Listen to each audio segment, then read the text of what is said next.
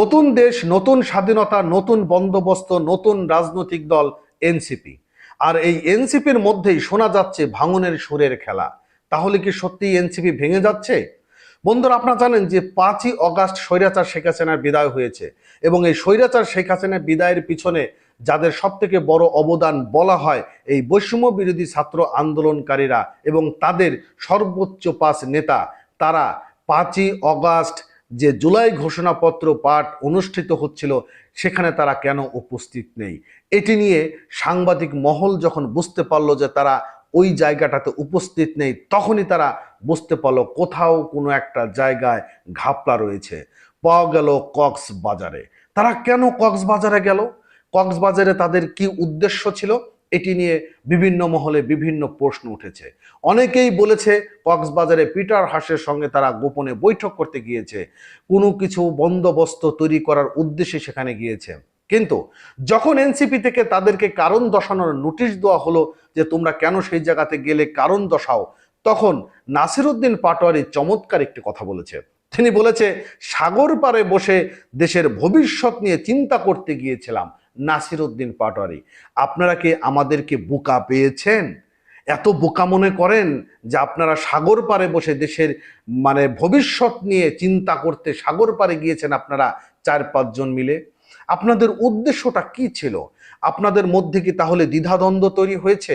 আপনারা কি চাচ্ছেন যে আপনারা এই জায়গা থেকে বেরিয়ে এসে নতুন কোনো বন্দোবস্ত তৈরি করতে, নাকি উদ্দেশ্য কি সেটি জাতি জানতে চায়। বন্ধুরা, একটি গুরুত্বপূর্ণ দিনে তারা উপস্থিত নেই। তারা তাদের যে দল এনসিপি, সেখানেও তারা না জানিয়ে তারা সাগর পাড়ে দেশের চিন্তা করার জন্য ঘুরতে যায়। এটা কি সাধারণ পাবলিক সহজেই মেনে নেবে? চলুন আজকে আমরা যুগান্তর পত্রিকা থেকে একটু জানার চেষ্টা করি যে আসলে তাদের অবস্থানটা কি এবং তাদের কি সত্যিই দলের মধ্যে ভাঙনের খেলা শুরু হয়েছে কিনা। ঘুরতে যাওয়া কক্সবাজার অপরাধ নয়, কারণ ইতিহাস কেবল মিটিংয়ে নয়, অনেক সময় নির্জন চিন্তার ঘরে বা সাগর পাড়ে জন্ম নেয়। দলের শোকজ নোটিশের জবাবে এমন মন্তব্য করেছেন জাতীয় নাগরিক পার্টি এনসিপির মুখ্য সমন্বয়ক নাসিরউদ্দিন পাটোয়ারি।